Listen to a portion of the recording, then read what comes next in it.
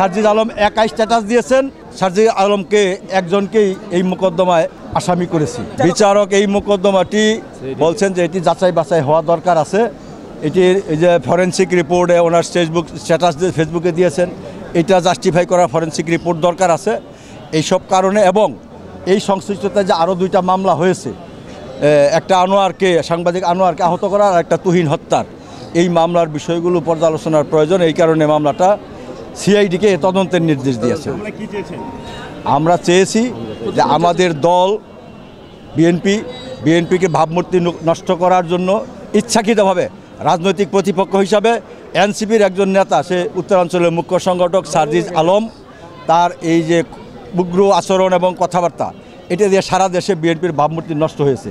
যার কারণে বিএনপির সারা দেশের কোটি কোটি নেতা কর্মীরা আহত হয়েছে এবং সাধারণ মানুষের মনে প্রশ্নের উদ্রেক করেছে। এটা দিয়ে জাতীয়ভাবে একটা অসন্তোষ সৃষ্টির প্রচেষ্টা চালানো হয়েছে।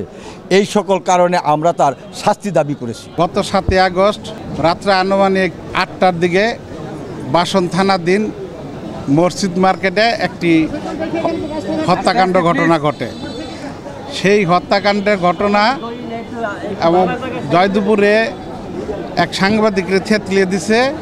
সেই ঘটনার প্রেক্ষিতে এনসিপির মুখ্য সমন্বয়ক উত্তরাঞ্চলের সারজিদ আলম তার ফেসবুক স্ট্যাটাসে 10টা-2-এ একটি ফেসবুকে পোস্ট করেন যে বিএনপির এক চাঁদাবাজি নেতাকর্মীদের কারণে এই হত্যাকাণ্ডটি ঘটেছে।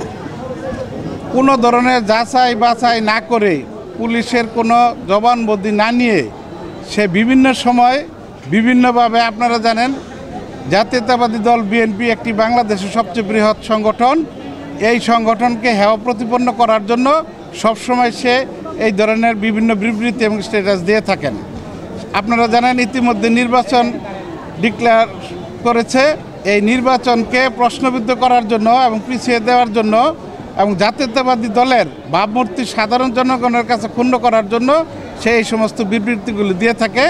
এর জন্য আমাদের সকল আইনজীবীদের নিয়ে, গাজীপুর কোর্টের যত আইনজীবী আছে সকলকে আমরা সাথে নিয়ে বিএনপির জাতীয়তাবাদী দলের আমরা সারজিদ আলমের বিরুদ্ধে মামলা রুজু করে গেলাম।